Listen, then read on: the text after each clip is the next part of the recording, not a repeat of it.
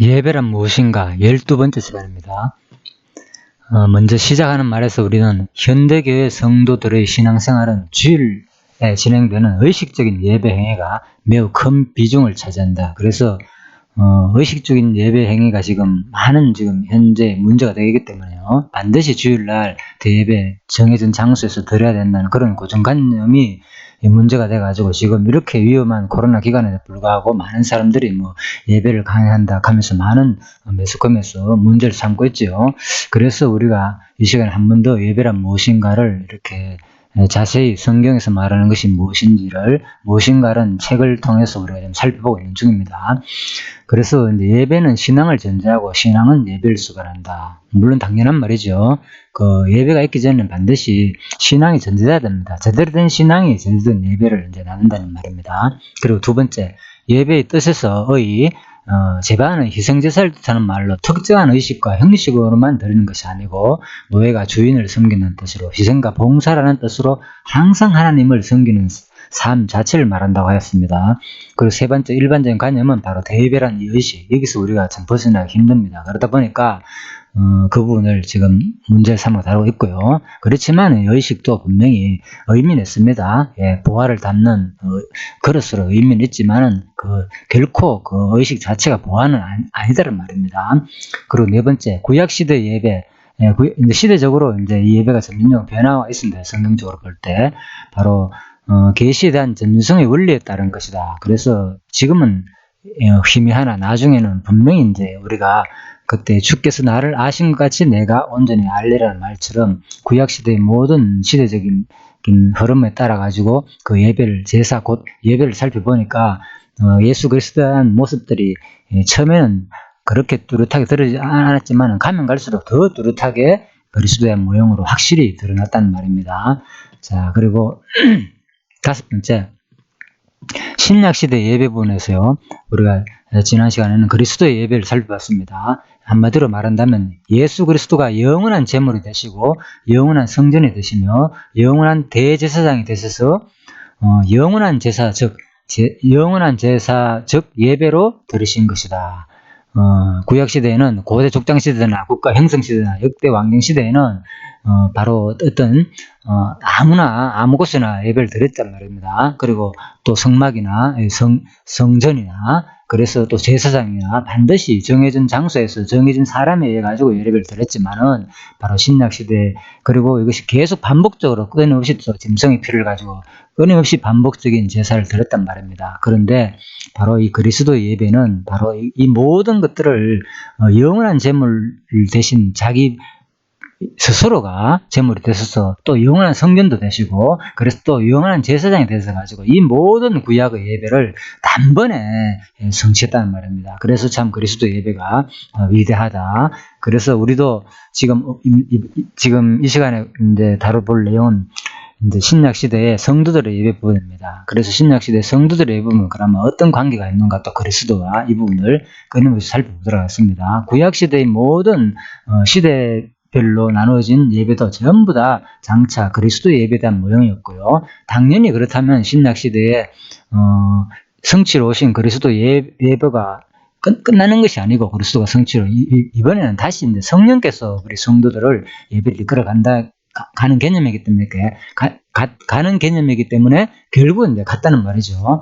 그리스도 예배 머리 대신 주체를 결코 신약 시대의 성도들의 예배도 떨어져 가지고 독립적으로 될 수 없다 그런 개념입니다. 자, 그런데 이제 이 신약 시대 예배를 잘못 이해하게 되면 우리가 이제 예배를 삶의 제사를 신령하게 드려야 된다 이쪽으로 또 하다 보면은 이게 또 어렵게 될 수 있습니다. 그래서 제가 이 부분을 일부러 이게 마지막 이 부분이 제일 중요합니다. 사실 성도들의 예배, 우리 지금 현재의 삶 모습이니까요. 그래서 이 부분을 이제 다루도록 하겠습니다. 그리고 난 다음에 이제 결론이 있습니다. 그래서 이 부분은 지금까지보다도 상당히 좀 내용이 깊고요. 그래서 좀 자세히 다룰 겁니다. 자, 지금까지 내용을 이제 정리해보면 구약시대 예배는 이렇게 고대 족장시대, 국가 형성시대, 역대 왕정시대별로 쭉 되어 있습니다. 제물과 예배자와 제단 형태, 장소가 다 각각 다르다는 거. 족장들이 있고 고대 족장 시대에는 그죠? 짐승을 제물로 해가지고 창세기에서 모세까지를 이제 고대 족장 시대라 그러고 족장들이 돌제단에서 아무 장소에서나 드렸다. 그리고 국가 형성 시대는 모세부터 다윗까지를 말하는데 이것도 똑같은 짐승으로 제사장들이 성막에서 정해진 그 성막의 장소에서 드렸다. 그리고 6대 왕정 시대는 바로 솔로몬부터 예수 그리스도까지를 말하는데 바로 짐승을 제물로 잡아가 똑같이 씁니다. 제사장들이 성전에서 그죠? 형태는 바로 성전, 이 형태를 가지고 그 성전 장소에서 드렸다는 겁니다. 제단의 형태는 성전이고요. 자, 그렇다면 이제 신약시대 예배입니다. 신약시대 예배는 지난번에 그리스도 시대를 살펴봤습니다. 그리스도 시대 때는 바로 출생해서 죽음까지를 말하고요. 그리스도의. 그리고 제물의 종류는 바로 예수님의 피죠. 그리고 또 예배자는 당연히 대제사장 되신 예수 본인이시고요. 제단 형태도 바로 이제 십자가에서 돌아가셨기 때문에 바로 십자가로 볼 수 있습니다. 그리고 장소는 골고다에서 돌아가셨기 때문에 골고다에서 돌아갔습니다. 그래서 그리스도 시대 때 예배의 그 모든 형태는 한마디로 구약은 보면은 특징이 뭔가 하면 계속 반복되는 겁니다. 짐승의 제물, 예배자도 반복되고 죽으면 새로운 사람이 제사장을 시작해야 되고 끊임없이 이 장수도 마찬가지고요. 끊임없이 새롭게 만들어가면서 이렇게 했지만은 바로 신약 시대의 예배는 그리스도 예배는 단번에 그리스도 자신이 피로서 온전히 단번에 이뤘다는 거. 대제사장 예수 되신 분도 마찬가지예요. 제단도 십자가에서 골고다에서 모든 것이 단번에 이루어졌다는 거예요. 출생에서 마지막 죽음까지 모든 과정이 그리스도의 예배 부분에 포함됩니다. 물론 십장에서 단번에 이루어졌지만요. 자, 그래서 신약 시대 이제 성도들의 예배 시대, 그리스도나 신약 시대의 예수 시대나 같은 개념이기 때문에 그대로 이제 강론지 여기 무엇인가 책 내용대로 제가 그리스도로 그대로 이제 그대로 이제 사용을 했습니다. 일단 그리스도 시대의 예배를 다뤘기 때문에 자, 그래서 개론 구조에는 이제 예수의 성취, 성령의 성취니까 예수 시대 이렇게도 또 성령 시대 이렇게도 상관없겠죠. 자, 그 개념만 아시면 되겠습니다. 일단 이것은 이제 무엇인가 책을 중심으로 제가 요약해놨기 때문에 그리스도 예배 시대라 이렇게 그리고 성도들의 예배 시대라 시대별로 나눠놨습니다. 자, 그렇게 보시고요. 그 특징은 바로 이제 근거를 잡아놨죠. 그죠? 히브리서 7장 이런 부분. 대제사장들이 단번에 들었다는 거. 이것이 이제 지난주까지 설명했습니다. 지금. 그리고 자, 성도들의 예배 시대입니다. 드디어. 자, 성도들의 예배 시대에 들어갑니다.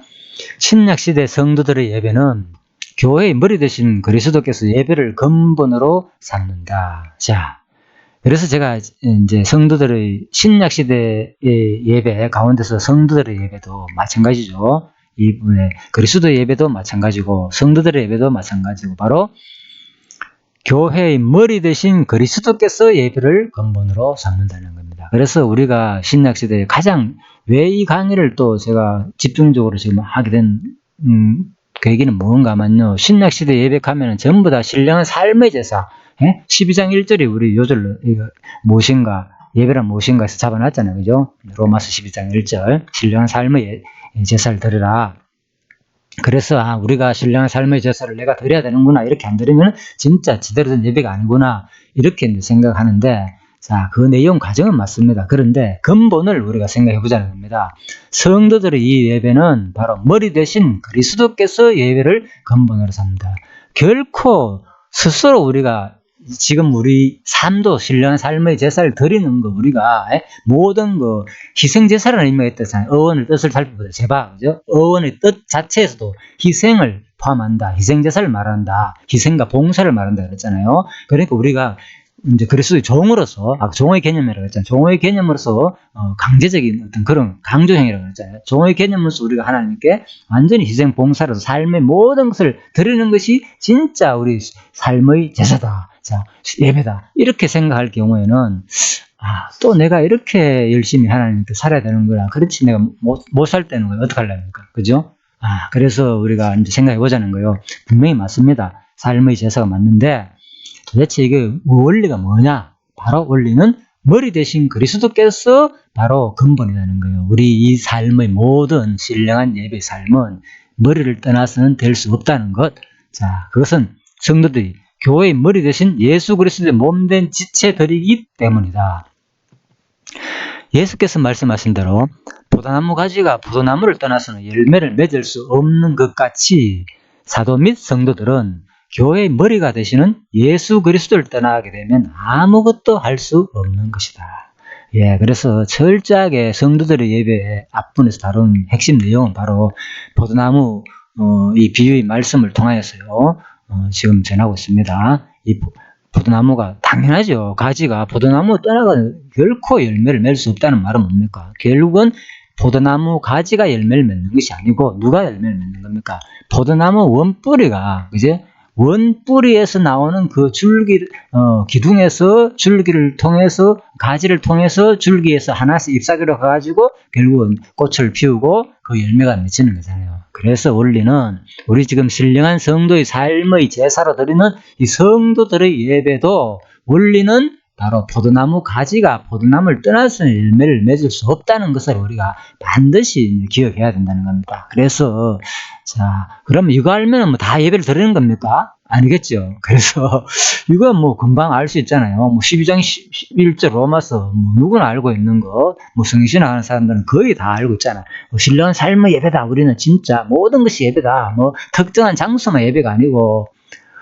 그래서 우리가 이제 그동안 이렇게 배워왔는데 도대체 그러면 진짜 우리 성도들의 예배는 무엇이고 또 로마서에서 말하는 거 신령한 삶의 예배는 도대체 무엇을 말하는지 또 그것은 성경적인 의미는 무엇이고 또 이게 성경 전체가 결국은 살아계신 하나님의 존재와 속성을 계시하신 내용이거든요. 어떤 내용이든지 한마디로 얘기하면 로마서 자체가 뭡니까? 칭의의 복음으로 말미암아 가지고 교회를 양육하는 내용이잖아요. 양육함으로 말미암아서 양육으로 끝나는 게 아니고 신령한 삶의 예배를 통해서 양육되는 내용인데 그것이 무슨 의미였습니까? 결국은 바로 구약의 언약을 누가 지금 예수의 성취 다음에 성령의 성취잖아요. 성령께서 성취하심으로 뭐라고요? 예, 바로 하나님 여호와 하나님이 언약대로 이루시는 여호와 본인 자신을 계시하시는 내용이란 말입니다. 그래서 우리가 이것을 이 성도들의 예배분이 그만큼 중요하다는 겁니다. 이게 여호와 계시까지 연결 안 되면 결국은 또 뭡니까? 이거 알고 보니까 이거 그냥 일반적인 특정한 장소 주일날 뭐 11시에 되는 거 이거 별거 아니네 그거. 진짜 예배는 우리 생활 속의 예배네. 가도 안 가고 아무 상관이 없네. 그냥 열심히 이거 삶아 이게 다 예배네 알고 보니까. 이거 하는 거로 끝나는 겁니까?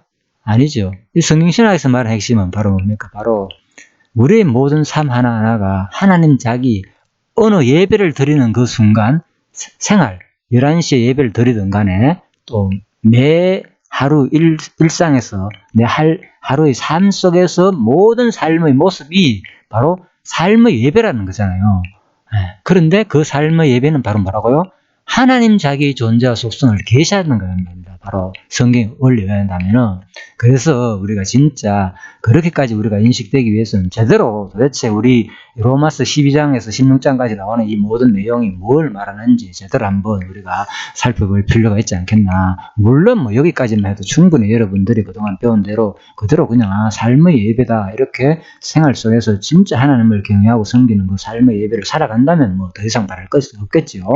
자, 그런데 또 우리가 혹시나 머리로만 알고 지식으로만 알고 이렇게 지금까지 배운 내용 그냥 그런 것은 예배가 아니고 뭐 그거 무시해버리고 우리 생활이 일상이 예배다 이거 안다고 진짜 예배를 드리는 건 아니잖아요. 그래서 드리는 것 때도 목적이 있는 것도 아니고 바로 우리 성경신학에서 말하는 핵심은 바로 여호와 계시 중심, 언약대로 이루심으로써 그죠? 언약 성취 섭리사가 뭐냐? 바로 언약하시고 이루심으로 살아계신 하나님의 여호와의 존재 속성을 계시하는 신학이라는 말입니다. 그래서 제가 이 부분을 왜 이렇게 강조하는가 하면요. 항상 이 본문에 들어가면 여러분들이 항상 잊어버려 있어요. 강의자도 마찬가지고 이거는요 우리가 놓치서는 안 됩니다. 그거를 구별할 수 있는 시야가 필요한데 성경에서 말하는 핵심이 바로 그건데 많은 사람이 성경을 여호와 계시로 보는데 실질적으로 그 명제만 외치 가지고는 안 되거든요. 진짜 우리가 모든 성경 어느 내용이든지 그죠? 성경의 어느 내용인지 모든 요절로 설명해야 되고 또 그 요절을 더 나아가서는 마지막에 모든 것은 여호와 계시록까지 우리가 설명이 같이 돼야만이 진짜 진정한 성경에서 말하는 계시신학이다. 그죠? 자, 그렇게 볼 수가 있겠습니다. 그렇다면 이제 지금부터 그 내용을 한번 이제 공부해 보자는 겁니다. 자, 시간이 한 15분 지났네요. 계속 지금 이제 들어가겠습니다. 그래서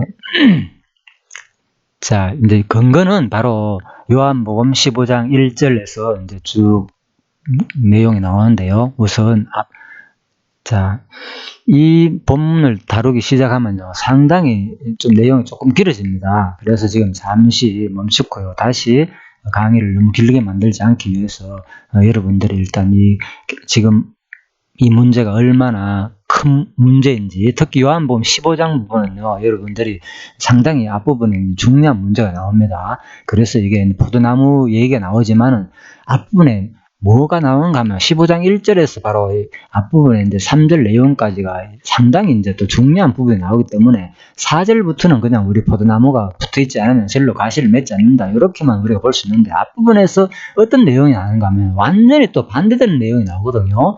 바로 2절에 물은 내게 있어 과실을 맺지 아니하는 가지는 아버지께서 이를 제하여 버리시고 무로 과실을 맺는 가지는 더 과실을 맺게 하시려 이를 깨끗게 하느니라. 자, 이런 내용이 나옵니다. 그래서 많은 사람들이 지금 여기에 이제 어려워하는 부분입니다. 뭐 어렵다기보다는 아무튼 이 부분을 심도 있게 다루는 분들이 많습니다. 그래서 이 부분을 그냥 단순히 그냥 하나님의 주권적인 부분, 하나님의 포도나무 가지에 붙어 있으면 다 맺게 된다.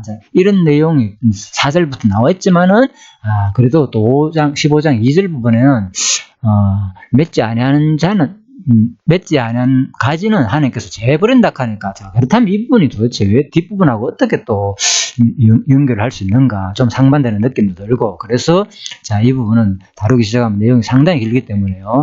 자, 일단 여기서 멈추고요. 자, 다음 강의를 여러분들이 기대해 주시고요. 자, 아무튼 오늘도 짧은 시간이지만은 자, 하나님 말씀을 통하여서 우리가 끊임없이 성경 전체의 내용이 우리 모든 예배가 결코 내 스스로 되어질 수 있다는 것은 아무것도 없다는 거, 일단 그리스도의 머리를 떠나가지고는 우리가 아무것도 할 수 없다는 것이 바로 진정한 일단 예배라는 것만 기억하시고요. 자, 잠시 기도하고 마치겠습니다. 하나님 아버지 감사합니다. 우리들은 항상 알게 모르게 자신이 진짜 거룩한 성도의 삶을 살려고 하고 있습니다. 올바른 우리 하나님 말씀을 배운 성도라면 그런 마음이 있지만 우리 생활 속에서 항상 그렇게 또 못 살 때도 있습니다. 그래서 우리가 끊임없이 많은 사람들이 인간의 자유의지를 강조하고 이렇게 살아야 된다고, 그렇지 않으면 안 된다고, 왜 그렇게 살지 않으면 결국은 우리가 포도나무 가지에서 재버린다는 그런 말씀 때문에 항상 우리가 이 성경 본문을 볼 때마다 두 가지 내용이 동시에 나오기 때문에 참 너무나도 어렵게도 느껴지는 것들이 많이 있습니다. 그리고 이것은 근본 지금 우리나라 문제만 아니고 지금 온 세계가 세상에서 모든 신학이 역사적으로 볼 때 참 이 부분에 대해서 많은 논쟁이 되어 왔는 줄 압니다. 알미니안부터 갈린 시대 이래까지 그 같은 시대에 많은 사람들이 서로서로 대립관계 속에서 있으면서 진짜 서로서로가 옳다고 주장하고 있습니다. 그래서 우리가 지금 얼마나 이 시대에 이 성경을 제대로 성경적으로 해석하고 바르게 아는 관점이 진짜 시급하고 중요한 때인 줄 압니다. 하나님께서 이 성경 신학을 알게 하셔서 진짜 성경이 오직 우리 중심으로 모든 것이 되는 것이 아니고 바로 모든 것이 하나님 중심으로 해석된다면은 모든 것이 다 가능할 줄 압니다. 하나님께서 저희들에게 지혜를 열어주시옵시고 또 부족하더라도 끊임없이 모든 역사적인 과정들과 다른 분들이 어떻게 성경을 해석하는 것을 살펴봄으로 말미암아서 하나님께서 더욱더 우리들에게 또 지혜를, 바로 하나님 계시 중심 지혜를 열어주셔서 바르게 또 성경을 해석할 수 있는 그 길로 나아가게 하여 주시기를 간절히 기도드리며 모든 것을 감사드리며 예수님 이름으로 기도드립니다. 아멘. 예, 수고하셨습니다.